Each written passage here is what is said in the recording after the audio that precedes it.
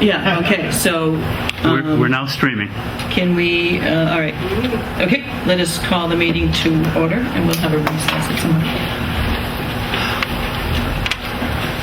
I pledge allegiance to the flag of the United States of America and to the republic for which it stands, one nation, under God, indivisible, with liberty and justice for all.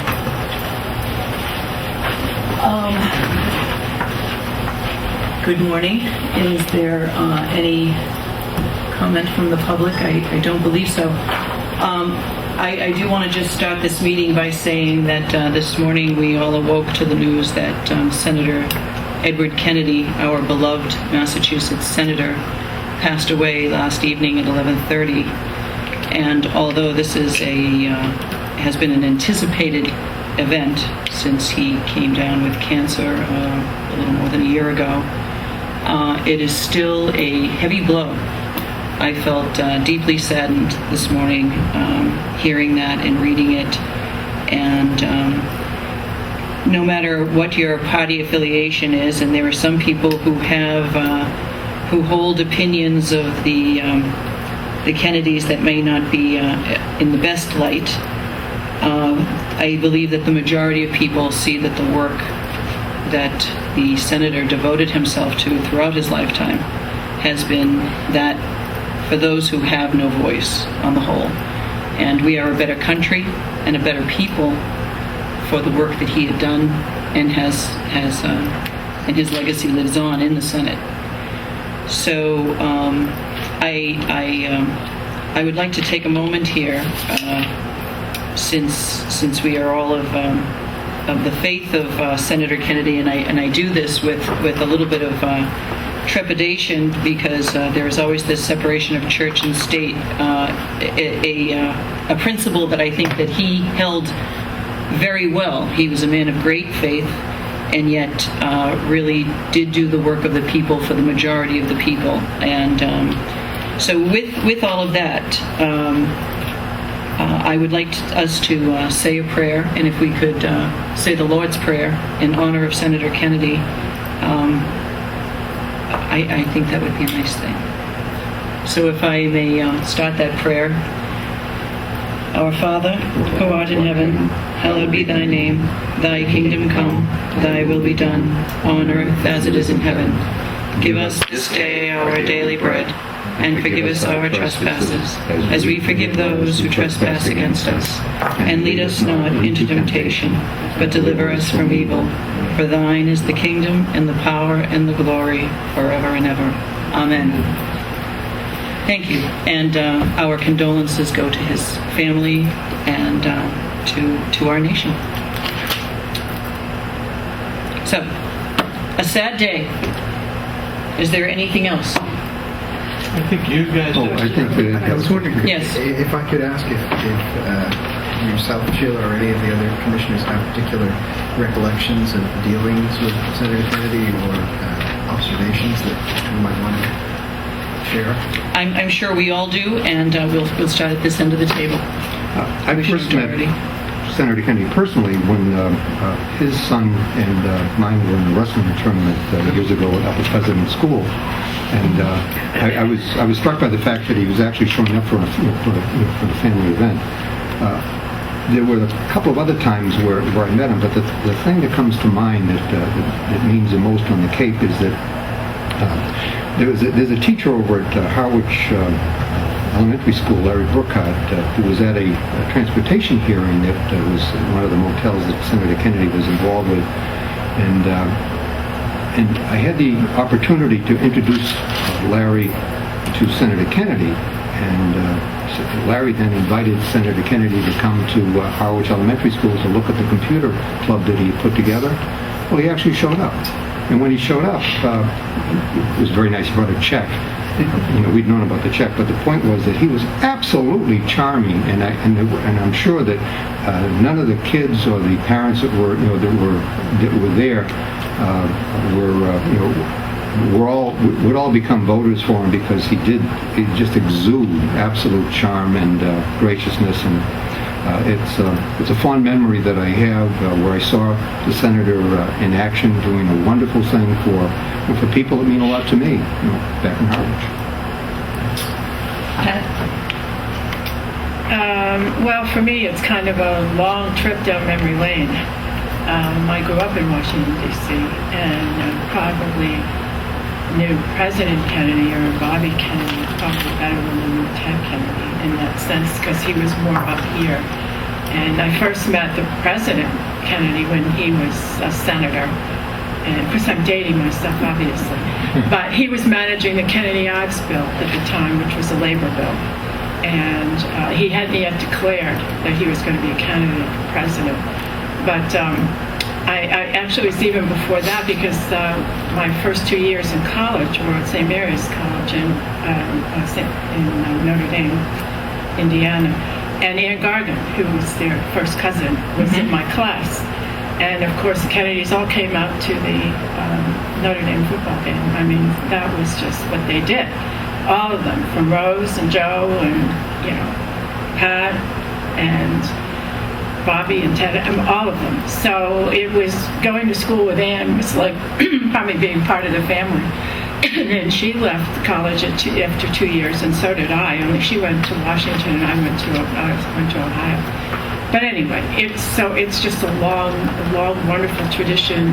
Many parties at the Bobby Kennedy's place in McLean, Virginia.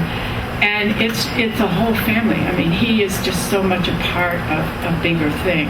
But he became probably bigger in a sense than all of them because he was there for so long. But I think in retrospect, what you see is a person who grew up in a family where public service was so important to them, and yet they had a faith.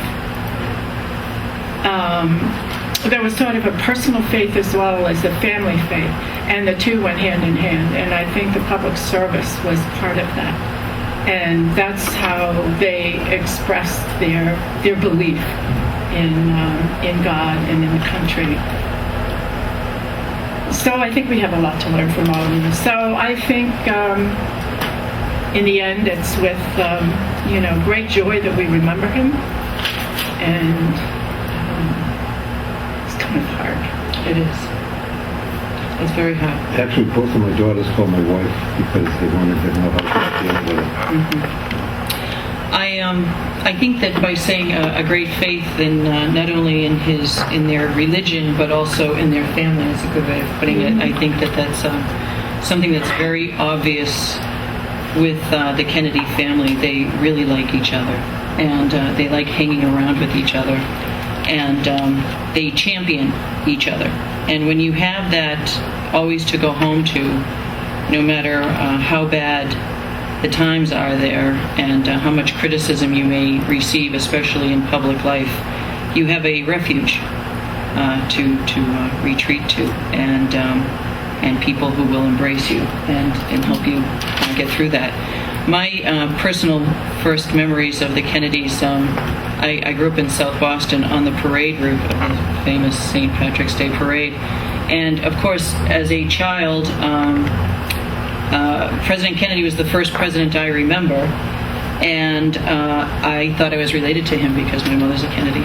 So of course that's what she would tell us. But also, and I was my second grade teacher was a dear friend of the Kennedys when John was shot. So I remember that clearly that day. However, one of my fun memories was after the passing of John Kennedy, there was the St. Patrick's Day parade, and it was snowy and sleety, as it sometimes is in March, and we had a doorway. It was how you entered our house, and the minute you walked in, it was a living room and a kitchen on one side, den on the other. But you thought it was a hallway from outside. And these three guys came bounding in when the parade had come to the stop, just to kind of get warm for a second, and it was Ted and two other guys. And I remember, we were having a party going on, and I remember the women going, "Oh my God, it's Teddy!" So this was a I said it in a little different way, but I'm not going to yet. But anyway, so that was a great thing, and of course they were like so shocked that they just walked in on this. They were like, "Oh no, we'll leave," and we said, "Oh no, of course stay and have a drink," and so they did for a few minutes, and so that was a wonderful thing. And since moving to the Cape full time, there's been many occasions we've all been in the company of the senator. But I did feel as though I got to know him on a different level, on a more personal level. And all of the wonderful characteristics that a human being can embody, I think that he had them. I think he lived each day knowing that the next day could be, I think they were familiar with death and celebrated life. And I think they all have that. So to me, he's a very wonderful example of how to live a life. And we are all sinners, are we not? And I think that he repented for past indiscretions and mishaps that we all have in our past, and did everything he could to in his work to have that redemption.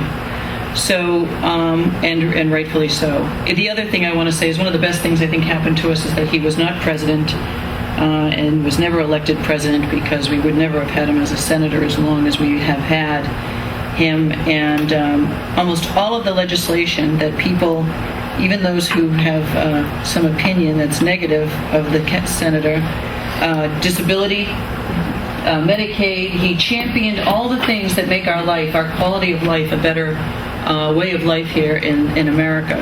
Just a little anecdote about that convention. That was the year of, let me think. I remember the Massachusetts delegation went down by train to New York City, and because my husband organized a lot of that at the time, he was involved in political work, to say the least. And I remember going to that convention, and it was pretty amazing. And I remember going home because I couldn't stay for the whole convention. And of course it was very sad, and Jimmy Carter was nominated and all that. But I remember driving home from New York to Washington as I was going over the Delaware Memorial Bridge, the Britannia. The Queen's ship was passing under the Delaware Bridge. Oh, wonderful. And between the celebrations in Boston and convention in New York, and then seeing the Queen go under the bridge, that was great. Right. I always pulled the whole remember history of the country together in many ways, right? So, well, it's with much sadness, and I was listening. I almost came in here late because, of course, Mindy Todd was taking calls from people, and there was a gentleman from Orleans who really was going on and on about the morality, and I think it's so nice to be able to feel so secure in oneself that you can cast those opinions out there. But I just always try to live by he who hath not sinned may cast the first stone. Well, I believe we're told that the good that men do, the evil that men do lives after them, the good is often shred with their bones. Right. So let it be with Teddy. Billy, you had mentioned that we have the power to declare a day, this is a good thing. that this day be forever. Yeah, my feeling was that we should memorialize in some way, Yes. both the man and the deed. Yeah. And the fact was, he regardless of any political persuasion, he was one of our people. Yes. He was our neighbor and friend. And having been born in Boston and grown up in Massachusetts, and have known, his brother Jack was my congressman, because I lived in Cambridge. He was my senator, and then my president, and I was on active duty when Jack was assassinated. When I came home, Teddy Kennedy was part of my life all the time that I've been out of the service and living in Massachusetts, and he's been a part of our life. And the thing is that he was an authentic voice for the constituency that he represented, and he did a lot of wonderful things for Massachusetts. Indeed, many of the things that we enjoy here on the Cape, were as a direct result of his intervention and support. Not the least of which is his involvement in the National Seashore. Exactly. Which is the, let's say, the jewel of Cape Cod. So the point of all of this is that in some way, I would like to think that future commissioners may not have had the direct experience that we do, have something that we put in the record that says, on this day, we remember the man and his deeds in a way. Now, in the persuasion that we've all been brought up in, we memorialize, on the day of somebody's party. But in any case, I think, I think whatever day we pick, I think that we should pick a day, and we should, and it would be a point that as we continue in office, we can use that day to reflect, and then as others come after us, that they would be reminded that on this board at least, we recognize the value of the contribution of one of Massachusetts and Cape Cod's most important citizens. I can only second that. Yeah, now the question is which day. Well, it's either Sometimes the day it's that the they're day born of or their the day that birth. they and die. I think somehow I like the day of they were born. I do too. It's there's so much more to celebrate. February 22nd, With life. 1932. So The 22nd of February. Wow. we can. We were born in the same month. So you Not the would, same Yeah, year, but don't the same month. so you would declare February 22nd. 22nd. Yeah. To be Teddy Kennedy Day. To Yeah. be Ted Kennedy On Day Cape in Cod. Barnstable County. Thereafter. Let the word go out from this place at this time. Yes. So, any motion to that effect? I will move that. Senator. I will second February it. 22nd, Yep. Senator Edward Kennedy Day in Barnstable County, throughout Barnstable County. Right. All in favor? Aye. Aye. Aye. Thank you. So let it be so. So on February 22nd, we'll have to have a special remembrance of that. So, Ed, do you have any special recollections? Camera's pointed that way for a The reason. camera, I know, but having been on Cape Cod, I'm sure you have many memories yourself. There are a couple kicking around. Wait till Friday. Oh, okay. Wait till Friday. Yes, yeah. it will be in the editorial. All right. I guess Thank you for asking. you're very welcome. And that's the Barnstable page. So, Well, I'll move that we approve the summary of actions. Items I'll 1 second that. through 23. all in favor? Aye. So, I just have one additional vote. I don't know if Maggie has any, Excuse me, but can I ask you a question? Sure. Is the matter on the sound part of the needs action? it's in the needs action. Yes. But okay, then I take exception to that. It's not on the It's not on summary. the- It's not on the Summary. summary. Okay. Okay. It's not prepared, but- Thank you. I just could ask you to vote to prepay the cost of attending the annual Collector and Treasurer's meeting on September 16th on Martha's Vineyard of $75 total, $25 each for Mark Zielinski, Joanne Nelson, and Mary Pat Flynn. I'll move that. Well, I will second. All in favor? Retirement stuff. Aye. Thank you. Only if Bill and I can go. It's the Collector and Treasurer's annual meeting, and We'll doing a we'll meet you retirement. after. It's so exciting. Yeah, well, we'll just take the ride. I don't know. I'm doing this retirement presentation. That's what I wanted to hand out, but I'm jumping ahead. So Okay. Is there anything else? If your birthday's on the 28th, does that mean that you have some, it's the 29th, it's the extra day, right? Right. Leap year. Yeah, that's So you don't it. miss Yeah, I out missed ever. that. You don't miss Yeah, only on the 29th. No, I think how young I'd be if I had been born in I know. a leap year. Right? Well, you're certainly young in my Yes, age. that's, Yeah. yes. Yeah, thanks, Bill. I have a couple of reports. That's your two of them, my age. Age is- well, actually, on the agenda, they Electable. give their reports first, then I give mine, then you give yours. So, you guys Okay. have any reports to give? Let's see. I do have something to share. Today is Hopefully the it's one of 26th. my first. Maybe I don't. I'll have to wait. Oh, next week. there, one Probably out other of my thing time. I thought we should was a do book. is to send a letter of condolence to Yes. the Kennedy family Oh, sure. on Yes. behalf of the commissioners. Absolutely.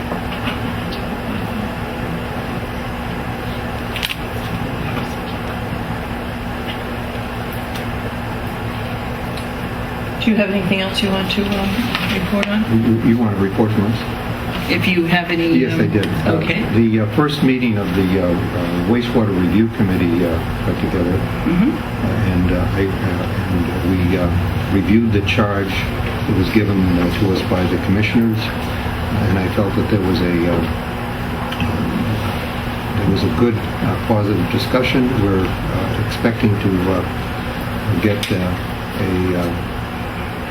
there was some background information which Andrew was supplying to us, which we'll have available for our next meeting, which is going to be on the 9th of September. And we're planning, according to this, it says 1 o'clock. For some reason, I think we were supposed to be meeting in the morning. But anyway, I have 1 o'clock on September 9th for the next meeting. And then the meeting after that is on the 23rd at 9:30. So I would ask that on the time when we have scheduled it for 9:30 on the 23rd, that perhaps we could adjust our own meeting so that we could most likely attend. Yeah, because that was about an hour and a half, Yeah, something at like least. that. The other thing let's see, that was one other thing that happened. Oh, the MPO met on Monday as well, and we basically were being brought up to date. There's been some stuff put up for public input on the transportation improvement plan. In any case, Joe Plotzka was thanked publicly for his service on the RTA and his attendance at the MPO meetings. And I might mention, although it won't hit a lot of people, there is a reception for Joe Plotzka planned on Thursday at 5 o'clock. And you're certainly, I would use my, let's see, not full, but privilege as a member of that of the RTA board to invite you to come if you wish. And where is that going to It's be? over at the RTA headquarters. Transportation Center. Transportation Center. And when is that? This Thursday? Thursday at 5 Tomorrow. tomorrow. Okay.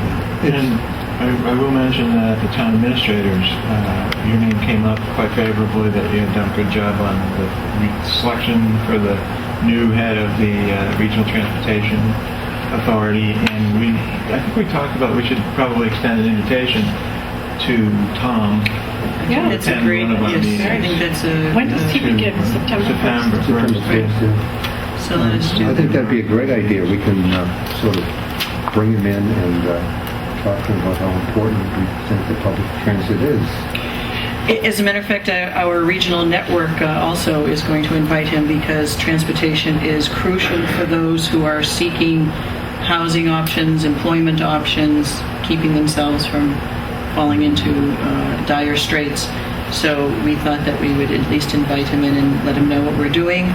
And Is that the one that's crosses? no, this is the one that we are now the convening agency for the regional network to end homelessness with. that Particular. That's terrific. And if Yes. you do that, I would just suggest you invite Paula George to come with him, because Paula George has been following all of those issues with regard to public transportation, and she's Okay. very knowledgeable. So I think that would be useful, because she'd be able to, Paula George, and she's the person that serves in that capacity for dealing with human service issues for the RTA. She's a great gal, and I think that she would be... She'll have all the background where he's being sort of introduced to it. Okay, great. And I'm in that same genre. Wendy Northcross has told me that, I don't know what Mrs. Dalzikian's first name is. Doreen.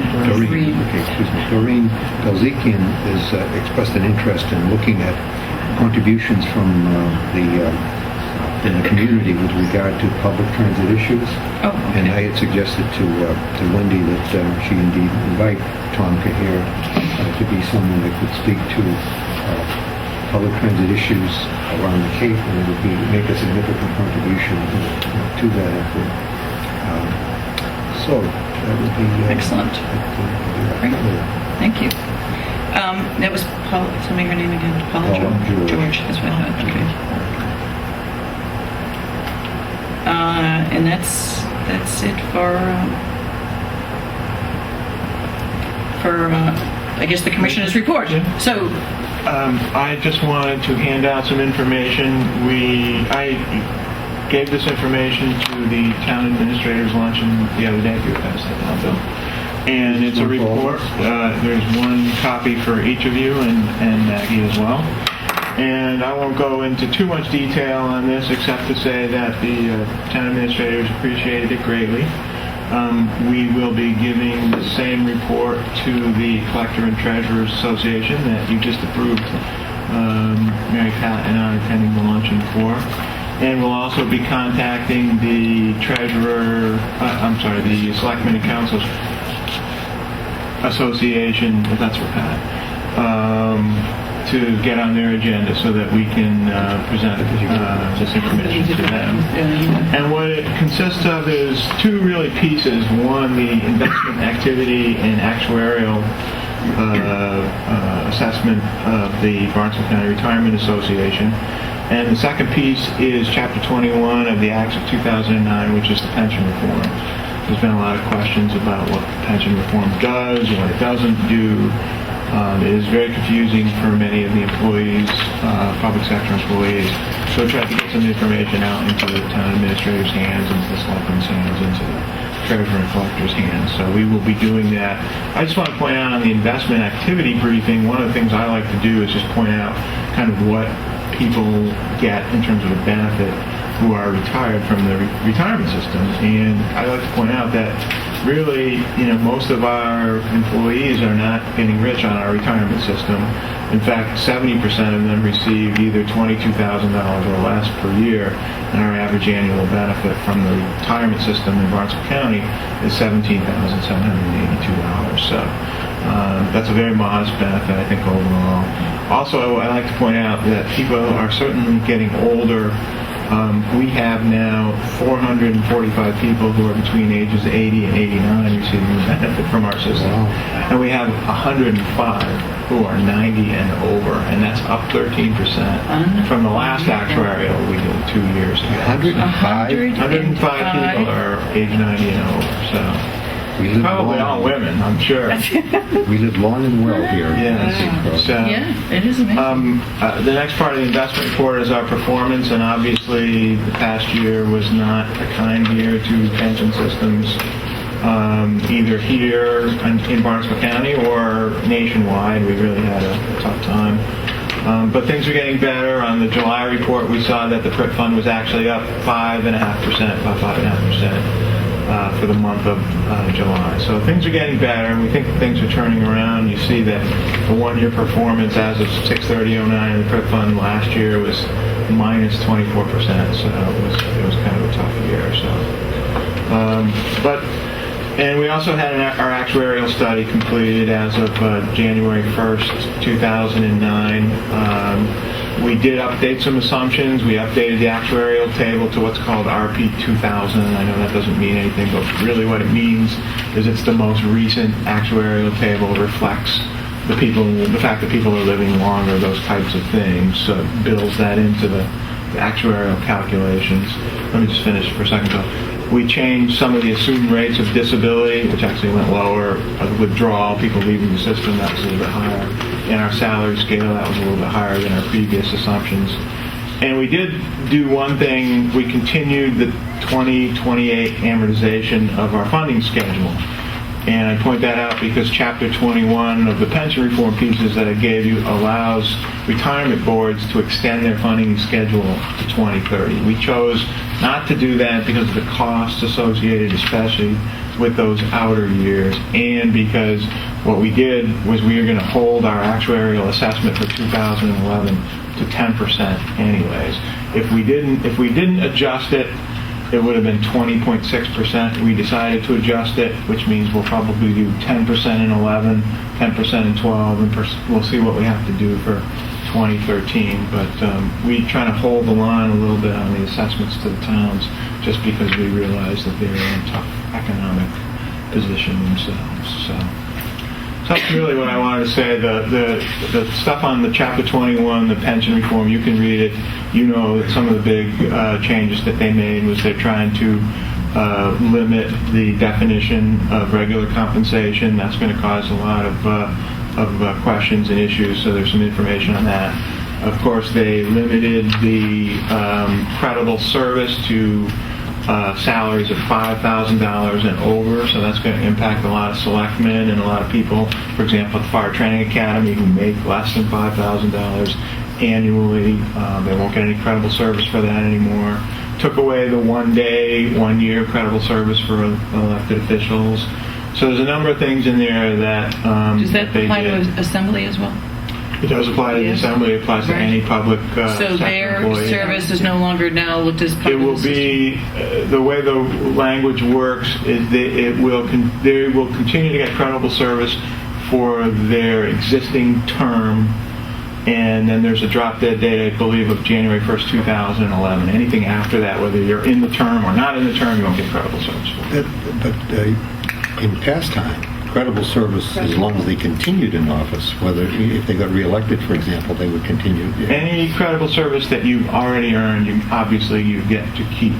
Okay. But going forward, as the language reads, you won't get credible service for any salaries less than $5,000. Okay. Then the next question is on the actuarial table. You said 2,000. Yeah, I'm sorry, yes. Okay. Is that based upon the census data with regard to life terms? No, it's based on actuarial data. It has nothing to do with the census. It's an actuarial table established by I think it's the College of Actuaries who set the table, and they set the basis on how women are living, how men are living, and those types of things. I think it's regionally based as well. And just to clarify one more time, and I did say the Assembly and Selectmen, so it applies to elected as well as employee. The $5,000 provision applies to Everybody everyone. across the board. Everyone across Okay. the board. It's Even based on part-time salary. employees. Part-time Right. employees. All right. Or call, I would say. Yeah, it's Anybody. based on salary. So if you earn less than $5,000, you don't get credible service for it as of the effective dates. Well, Which the is gonna effective be date was July 1st, 2009. But if you're an elected official and you're in a current term, then the date is, I believe, it's January 1st, 2011. So either your term expired and you get credible service for it, or as of January 1st, 2011, you don't get credible service for it anyways, even if you're in an existing term. Oh, that's interesting. That's And then there's the other issue, which is even more complicated. We probably don't want to talk about it. If you earn service in two different... There was a provision that is also, it is very complicated, and it's really if you are a member in service in two separate retirement systems, and actually Pat is a good one to bring up because Falmouth is a separate system. So for example, if you're a firefighter in Falmouth, you have a full-time job in Falmouth as a firefighter, and you happen to work as an instructor at the Fire Training Academy, they changed the way they would treat you when you go to retire. And how it used to be is all they would do, even though there's two separate retirement systems, they would combine your service, they'd combine your salaries, and they would look at it as if you retired from one place. Now, when you're in two separate retirement systems, and I draw that distinction because it doesn't apply if you're in two separate units but in the same retirement system. For example, if you were in the town of Harwich and you're a firefighter and Well, I am in the town of Harwich. but a firefighter in the town of Harwich and the town and they also worked for the Fire Training Academy, wouldn't apply. It doesn't change anything because you're in the same retirement system, Right. Barnstable County Just the retirement county system. But in the case of a Falmouth firefighter, now they would treat it as you were retiring from two separate places. So they would do your calculation based on your service in Falmouth, and they would do your calculation based on your service at the county fire training academy. Now, of course, the issue with that may be is, as an instructor, maybe you don't make $5,000, in which case you don't get any credible service for it. No. Or maybe you're not vested, and that is the issue with a lot of the instructors at the training academy. They don't have the 10 years in service.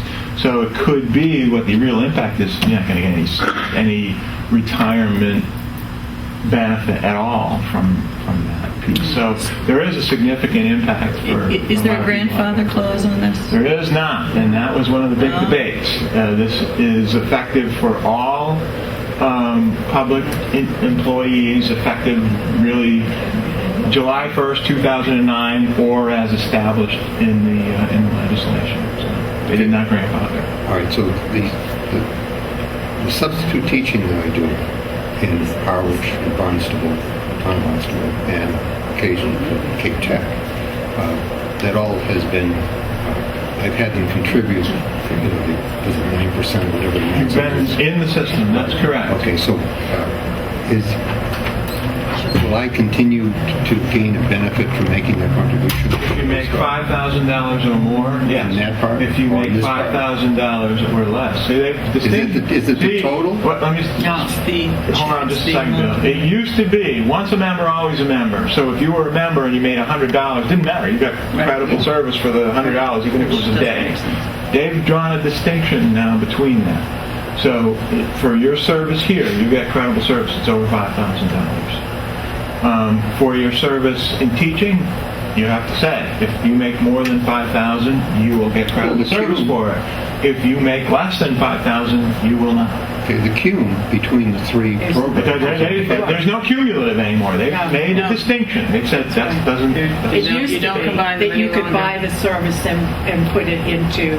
Well, I It did. used to be the last place you retired from. Right. You would then buy the service from your previous Or it wouldn't matter. You could say But you can't do that. he's in You just- he's I've in worked in county public and he's- service, right? And he's teaching in in the state Harwich. somewhere. He's not in the teacher Right. system. He would get credible service for it. Now it's just a question of how much are you making. Right. And if you make more than 5, you get credible service for it. If you don't, you don't. Okay, so Let me just say, he does raise a good issue because as the treasurer, I don't know.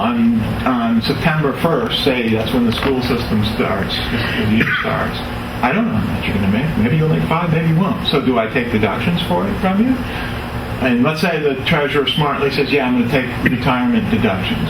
Well, on June 23rd next year, when the school season ends, you've made $4,999, but I've taken deductions for it. It's not getting anything for it. What do? Do I give you a check back for all your deductions? Well, that's a good question. That's what I'm going to have to do. But that is, I'd say they've created this issue that's out there. And it is an issue. Because it is part of an overall savings program, that I use. So, It used to be it didn't matter. Right, and I went through all of this when I found out that I could, when I was in the assembly, and could become eligible to participate in not just the deferred compensation, but the I know, I have a pension question. program. Right. Once a member, always a member. That's what it used to be. And the benefit for savings was that that you sort of something I didn't think about. So I'm sorry, Sheila, I interrupted. Guy, I'm going to withhold mine, but Pat, you had a question or a comment? Yeah, I got so wrapped up in what you were saying. Well, I think, I know what I wanted to say, is that there is a meeting coming up, the emerging issues in the pension reform in At Worcester. Holy Cross that you and I are going to be attending. Right. It's actually a Wednesday. It's going to When be is Wednesday this? the 9th. September 9th. Okay. All right. But it's really, it's part of the retirement board. It's really, you kind of really have to say. These will also be key concepts that are at the Macros conference. Right. There's a lot of sorting out. But I don't have to worry because I already retired. You're right. Yes. You don't have to worry. I saw this coming. Oh, yes. actually. You had your crystal ball. I don't like the way this is going. I think I best move while I can. And I should mention the other piece. You would call that insider trading. No, it's just anticipation of an upcoming event. The other piece that's in your package and that I've been distributing because there's a lot of questions about it, there is a continuing commission that's been established. Gives you some information on that. It's a letter from Ralph White that tells you what the commission, there's actually been 3 subcommittees set up that they are looking at, and over the course of this month they'll be reporting back to I believe it was established by the legislature on future pension reform. No, actually, just to say one thing to clarify that, I could not continue to work in Plymouth and run County Right, Commissioners. exactly. It was just, there was no compatibility in that at all, so that's what drove it to me. The other thing I thought too was, Mark, about the sheriff thing and where that stands in terms of the retirees and the health insurance. We're working, as you know, that's Chapter 61 of the Act of 2009. It was the bill that effectuates the transfer of the sheriff to the state. The employees will be transferred effective January 1st, 2010. For purposes of health insurance, we are still sorting out exactly who transfers when. It does include both active employees and the retirees. Our best read and interpretation of the language right now is that all non-union and retirees will be transferred to the Group Insurance Commission effective February 1st, 2010. And that makes sense because your January payroll deduction applies to February, so there's some sense behind that. I've asked our counsel and Bob Troy and Matt Murphy, the Sheriff's Counsel, to work out is the detail exactly about how union employees are transferred. There's some language in there that's a bit confusing, so I've asked them to kind of sort out and get back to me as to how that transfer will occur. But essentially, it's the employees will go January 1st, and for purposes of health insurance, it's around February 1st. The latest date that employees can be transferred to the GIC is November 1st, 2010. And that will have budgetary impacts for us, but we don't know yet what that's. Well, in general, we tried to get language in the bill, and we were successful that keeps the county whole.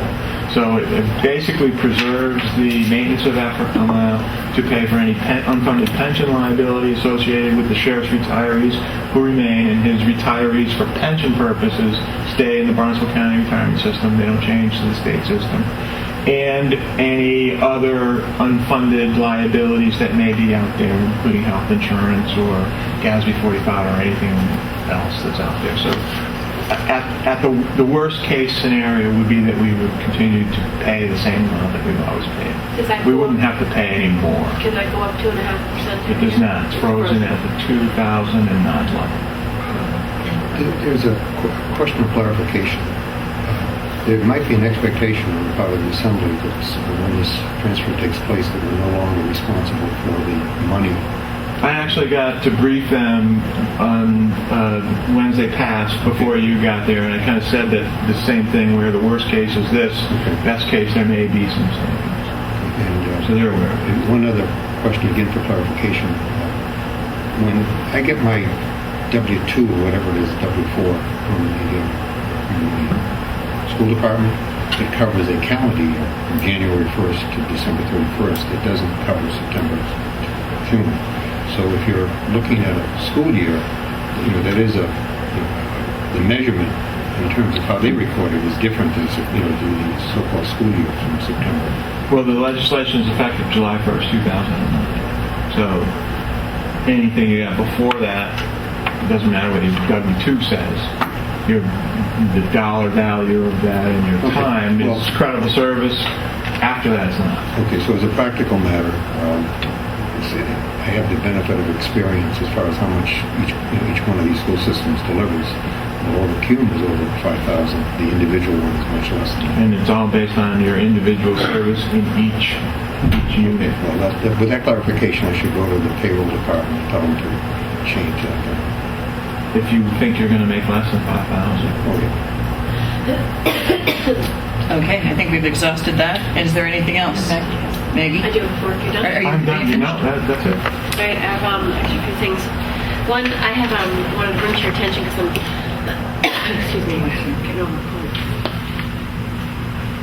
Looking for some direction on. I have a memo that I received from the director of the commission, Paul, relative to the engineering stipends for their employees. And just to give you some background, when we did the original, the last comprehensive compensation study, it was determined that because the big dig was in full swing, that engineers were in scarce demand, and we could not pay what the private sector was paying in order to attract transportation engineers to work for us, specifically to work with the commission.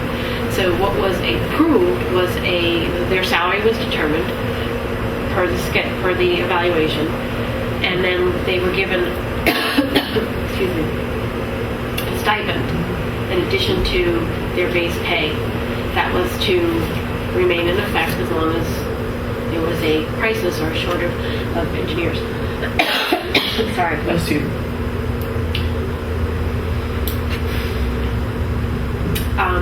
When our budget was approved, we froze all COLAs, steps, any salary-related items for all employees, which included, I'm not going to be able to do this transportation stipend. And Paul has asked that I reconsider this. Obviously, this isn't my decision. This is something I have to bring to you, but it was frozen as part of that. He's asking that we reconsider that because it's passed along to varied state and federal agencies, meaning that doesn't come out of the commission's budget. My recommendation is all salaries are frozen for employees, and we have told employees that financially, should the county be in a different position, you'll be made whole, and that would include any stipends per se if they're still in place. So that would be my recommendation, that we remain constant with the message that we're delivering. And then the second issue is we need to reevaluate whether or not the stipends, which is what we agreed to, are still warranted. Because I think they're now over 5 or 6 years old. The big dig is gone. I have no idea if they're warranted, and I think we should just recommission. So there are two separate issues. Prior to reinstating them, regardless of when you do it, the analysis should be done as to whether or not they're still warranted. But as of right now, no one is receiving any additional stipends, including the transportation. What is the difference with stipend and a COLA? A cost of living adjustment is based. I understand You know what a cost of living adjustment is. So how does the stipend differ from that? It was a set amount. Set amount was a set. I think it's $1,500, $1,800 per year. It comes out, divided by your 26 pay periods, and it was determined as a way to address the fact that transportation engineers couldn't be found because of the big dig. That's what the analysis came out in the study, that there was such a high demand in the Boston area for transportation engineers, and they were being paid primo dollars. The public sector had a very difficult time competing with that. And what was recommended and adopted by the previous commissioners was an $1,800 a year stipend for the transportation engineers, recognizing at some point that would have to be reevaluated because the big dig was not going to go on forever. Well, I would like to suggest that we take an advisement for a week until we get some more information, as you say.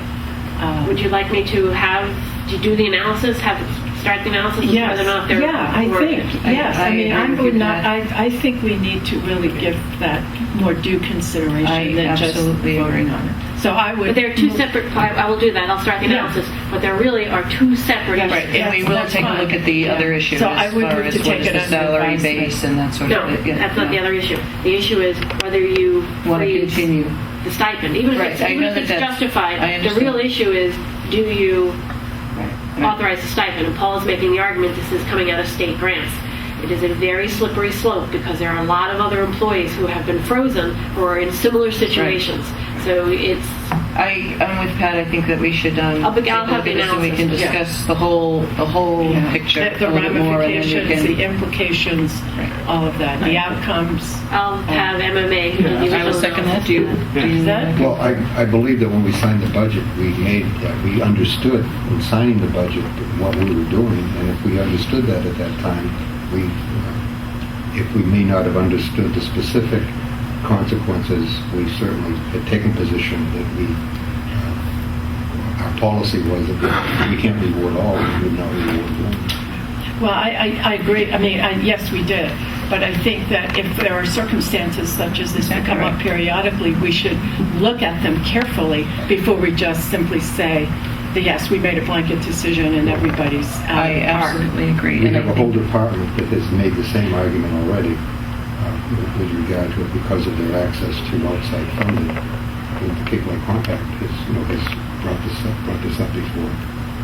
is there staff over there, because much of their money comes out of a different funding source. Well, I think that's what Maggie was saying. Right. Yeah. That's my Right. point. Is But, yeah. That's a policy call. I'll address, there are two separate issues. One, do they still warrant having a stipend? That's going to be yes or no. That's gonna be If it's a no, this is a dead issue. If it's a yes, then you have to deal with. Then you deal with Okay. Is it policy. frozen? Let or is it not? us look into this, and we will bring it up again next Okay. week. Unless I don't have the results. Well, I'll maybe, publish I'd it. just say take it under advisement. Advisement. Okay.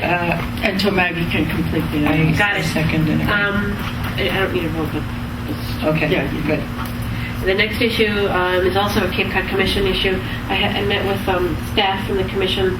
They're working on their department strategic plan. And I just clarified a few things. Just want to communicate what I clarified to them. Elizabeth was a little confused how their strategic plan links to the county strategic plan. And I said, you don't necessarily have to link the commissioner's goals to your department goals. And I gave the example of the Cape Light Compact. Cape Light Compact has its own internal, very specific strategic plan over which Right. guide all the tasks that it has to accomplish relative to energy efficiency, etc. So their linkages is you have a goal supporting and pursuing energy policy, so that you also have the linkage for the commission could be regional services, but their goals don't have to be the same, or you don't have to say what the goal for the commissioners is one, this is how we're going to, so Right. they're two different things. I just explained that. And then an issue came up relative to the executive director and the executive committee's role in setting goals for that position. And what I clarified is the existing practice. And the executive committee does not have any official responsibility or role in setting the goals for the director. Relative to the director's performance, the ability to fire or discipline that employee, that rests with this office. And Well, you made that quite clear to them last year. right, But Elizabeth was not there. This was with we met with Elizabeth. John Harris and the executive Right. committee. I So was there. If we may, let her finish. So, and you are correct, Elizabeth is new, Elizabeth turnover in staff. So there's some confusion. I said, in the past, the commissioners, to be inclusive, have asked for input for your consideration and advisement to do, to discard, to adopt, to tweak their goals. But that's their only role. And I just want to make sure that you understand that. So they were a little confused. Elizabeth was confused. I think I will, after I speak with you, I will also call Paul and review what I said with him. I just wanted to clarify that the role of the executive committee of the Cape Cod Commission is non-existent relative to setting official goals that impact what I just reviewed. You may ask them for input, you may not ask them for input. That is entirely your decision. So I'm sure that will get communicated back to them, and I just want to make sure that you are aware of the discussion that I had. Right. And you are in agreement, because if I said something incorrectly, or if you want to change that practice, you need to let me know. I think as it stands right now, everything you've said is fine, and I think we all understand that. And I have no problem with your issue with what you Just said. emphasize the fact that we welcome their suggestions exactly. and advisement. And I believe that the executive And we will committee of the seek it. Cape Cod Commission is an advisory committee to us, and I'd welcome their comment. And then two other things. On September 14th, I will be meeting with the Cape Cod Chamber's Executive Committee and their Policy Committee to review the Cape Light Compact's 3-year state energy efficiency plan. We have set a goal of having 100 community meetings. We've already started on that, but I did want to let you know that I'm not going to bore you with all the other millions of other meetings, but on some of the high-level meetings, I'll let you know that we will be there. I think we're right on the agenda. We've got 10 minutes at the beginning of their meeting for presentation. There was a piece that when I went to the selectmen's meeting, there was the selectmen of Harwich are investigating the potential of leasing the landfill, cap landfill, to a group that wants to use it to put up solar panels and generate electricity. And I just wonder as to whether or not this is something that is in our interest to support as the Cape Light Compact, or is it should we be looking at any alliance that we should be making with this group as we, as I know that you sit, the both of you sit as our representatives to the cooperative. I want to make sure that the cooperative is aware of this particular activity and whether or not the cooperative has any interest in this. I can't respond No, on that, but thank you for bringing it to my attention. Please follow it up and let me know. Let us know. And then last, I wasn't sure, I think you all received the regionalization announcement. I was planning on going, but I think I got bumped because I have a cooperative meeting with Town Brewster, so I cannot attend. And I have heard that it is full. It is, I So, called. okay. But she said if you fill it out and send it up, we'll hold it and then let you know If they can- if there's an opening. But I figure some people just don't show up at Such as these me, meetings they won't anyway. be able to make So No, I have just- not registered. Oh, you haven't registered. I intended to Okay. register, then I didn't fill it out. I intend on going to this. Yeah. I can have Lindsay call for the two of you. If you Yeah, want to go. and then fill that up and then we'll just appear. Okay. Yeah, Is there a Actually, I think, website there? What? Mark Foley said that there was It the says report email. associated with Email, that. admin, it doesn't, at the cog. I don't have a What date is website. that? All right, September okay, 3rd. Mark. And you have to pay too. Yeah. What is it cost? $20 per person. So do you want to maybe do a vote to prepay? You would have a check in time. You know what? You guys Why don't we write do- your we'll own just check. do it, right. Get reimbursed. Write your own We'll checks. write our own check. Yeah, so can you say pay at the door? Yeah. Yeah, and then, I'll have it- I'll and that's because if we get turned away, we'll have to Yeah, go shopping. exactly. And then we'll spend our $20 Yes, somewhere else. You know, Okay. and that's not for us to do, Pat. There's a good beer bar in Worcester. Yeah. Well, after shopping. No, actually, I have to come back. to Mark this every Foley meeting. said there was an excellent Agree. report associated with that meeting Yeah. that's that. And he talked about that there was a report about two towns that were planning on merging. Yeah. So that's why I asked if there was a website. Ashburnham Because, or something like that. Was it Ashburnham? yeah, I can't remember which Yeah, ones he was another talking town. about. But the other thing we had talked about before was maybe we could contact the Franklin Regional Government and ask them if they would come and do the same thing here. Yeah, exactly. And also the on here, do you have the program itself? The person from DOR, his name is where is it? Where's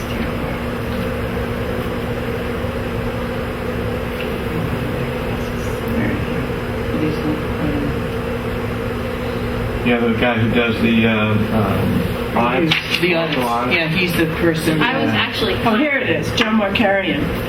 He's the one who did the audit report. Okay, yeah. Yeah. I was contacted by them and asked. Are we still on Twitter? And asked her to know. Part of the issue here, and this is my own 2 cents on the regionalization, Barnstable County is light years ahead of them. Exactly right. What we're doing, because we have a funding source, we have a Cape Cod Commission, we have a Cape Cod Compact, is not replicable. So they really don't want us. They don't want us to rain on their parade because it's we're cutting edge. and it is. So the things that I told him what we were doing. You know, Who was the this man dredge, you were talking the to? man from GOR, Oh, who called okay. and asked if the cooperative pursuing renewable energy projects, the county dredge, the Cape Cod Commission, the Cape Cod Compact, they don't have the ability to replicate or to start from scratch would be very difficult. So Oh. they, You know, we'd be giving Kind them of- great information that no one can really use. right, and because that's they what don't they're have it looking at their for. disposal. They're looking for examples and case studies Right. that towns that don't have the resources and the staff and the governmental structure that we have in place can replicate. Whereas Franklin we County will has- find, where we will find ideas if we go there. Right. Franklin Well, County has- Franklin County is the model that they want because that's a voluntary association of communities that will or will not accept service from And it is from very Franklin County. difficult to develop regional services when you don't have a constant funding stream. Right. And It's a that's, voluntary. so there's, you know, Right, it's I think a voluntary, this is, right. I think what you just said, great to attend, to listen, to see if we can Right. learn Yeah, anything. we will learn But something, I'm sure. you should know that they've spoken to us and they're like, oh man, you guys Yeah, are you guys are actually a county. right. And we're actually doing regional services. Right. We don't, it's not. Right, we actually it's not make the very model we material. want. Interesting. I happened to look at the Falmouth Home Rule Charter last week because I had reason to. And one of the things I noticed in the very beginning, it says that the town can can engage in intermunicipal agreements, financial agreements as well, with other municipalities or cities, with the state, or with any other state. Remember I said that yesterday? Yeah. Well, we could have an agreement with the state of Ohio Well, for financial who's the charter attorney? What's his name? No, we didn't have him. No. What's his name though? I know. He always makes the claim at the MMA, at the legal panel, usually on the last day, that a lot of towns are going to the state for home rule petitions that they don't need to. He makes these arguments all the time. Yeah. They could do intermunicipal agreements all the time. All the You don't time, need, yes. you don't need to If get the their legislature charters say involved. that. Actually, the legislature It expedites things has passed more faster. legislation saying that you can do that. Right, I know. Well, it's right in the charter, and they've obviously passed the charter. It's in all of our, So- it's in all of the Cape charters. That's how the Cape Compact was formed. Some Yeah. charters require town meeting vote. Some charters require just selectman vote. That's the difference. Usually if They there's a all- financial They all have the commitment, ability town to do meeting. it. Yeah. But I thought that was kind of interesting because I had never really thought of how the charters might be, the language might be that could allow this to happen. It is very specific. And speaking of what the town meeting does or doesn't do, the Cape Cod Commission was not something that went through town meeting.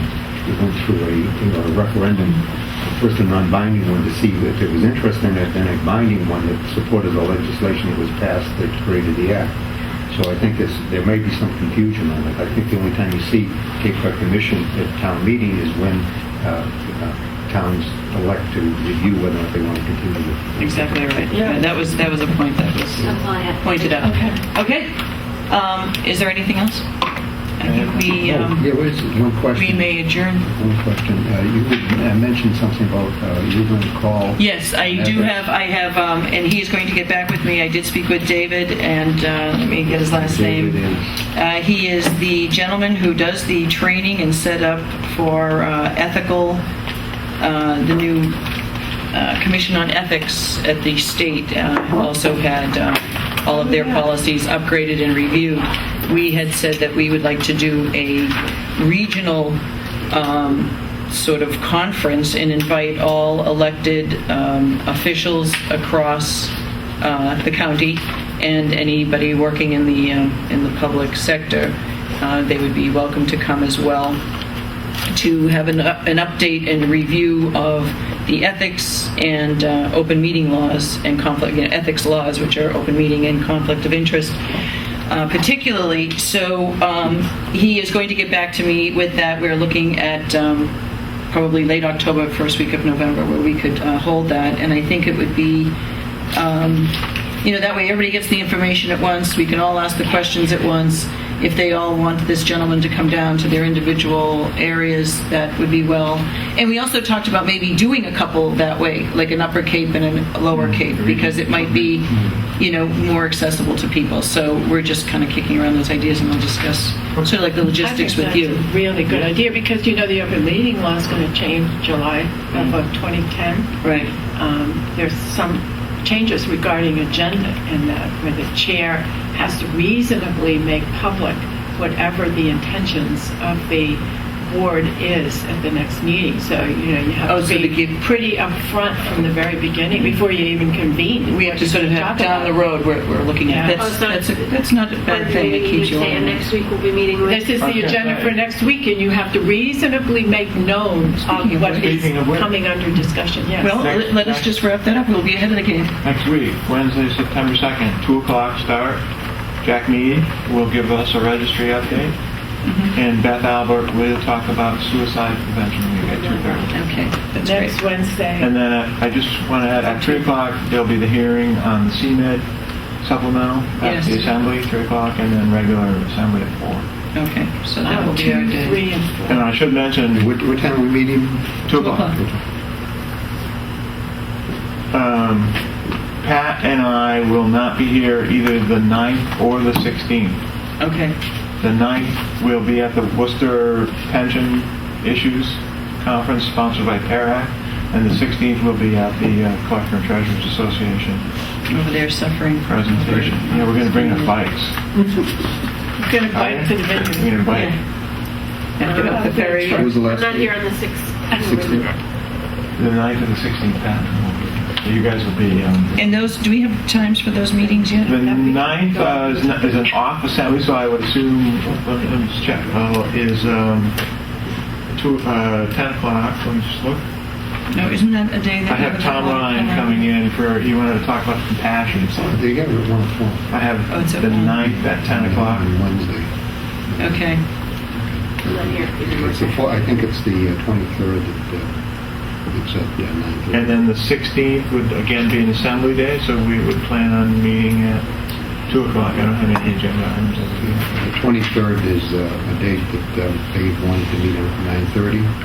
Yes, the Water Collaborative Review Committee On Wednesday, the Is when? 23rd? on Wednesday, the 23rd. So can we make it at 11 o'clock on... Or, yeah, we could not do the meeting that day, or whatever you guys wish. What Yeah, time are they 23rd is meeting? fine with Yeah. us. At Meeting is 9:30. Now, so, that is that's not an assembly day. So perhaps 11 o'clock time would allow us to come in and sign papers and so forth. Sure. So let's do, so we'll say 11 o'clock for that day? That'd be great. For the 23rd? Yes. And then the general board of the Water Collaborative, of which I sit on, is at 9:30 on the 9th. So, Sheila, there may be nobody here on the 9th, because I haven't lost been hearing that day. Mark just told you he's not Yeah, here. he's not here, Pat's not here. So maybe, I would suggest since we have of a all the second days we meeting could, on the 9th. let's not, We have Tom Ryan Tom coming Ryan's in. coming, Oh. so. We can reschedule him. Let's- What Tom's coming in for is to disband the compassion fund. It's Okay. just not taking any traction. Nobody's compassion. can he come in Can we on a different can we day? do this by correspondence? In other words, notify us that he's disbanding? I think he does Let me- want to speak let me- to us, so it's... Let's contact Tom and see if we can We reschedule. have a potential week to, Okay, so why don't we right now say that the 9th, we will only come in if there's papers to be signed, Bill and I will...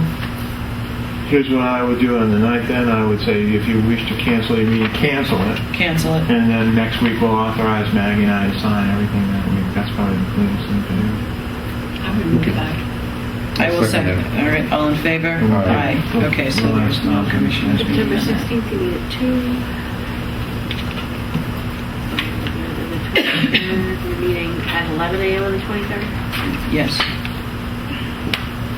Maybe Tom could come in that day. Yeah, okay.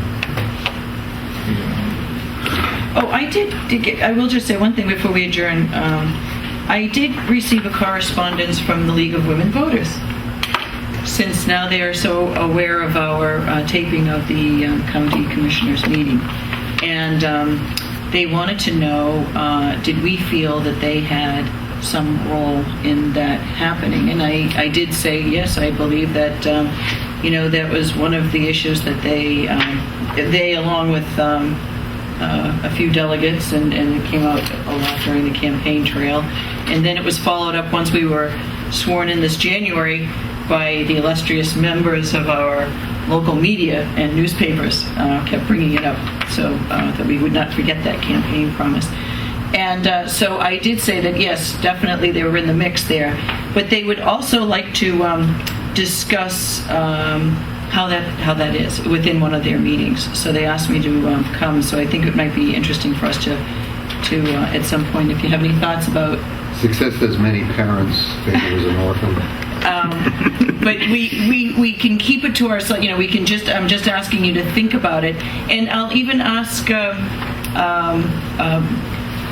people who are present here today, members of the media, if they.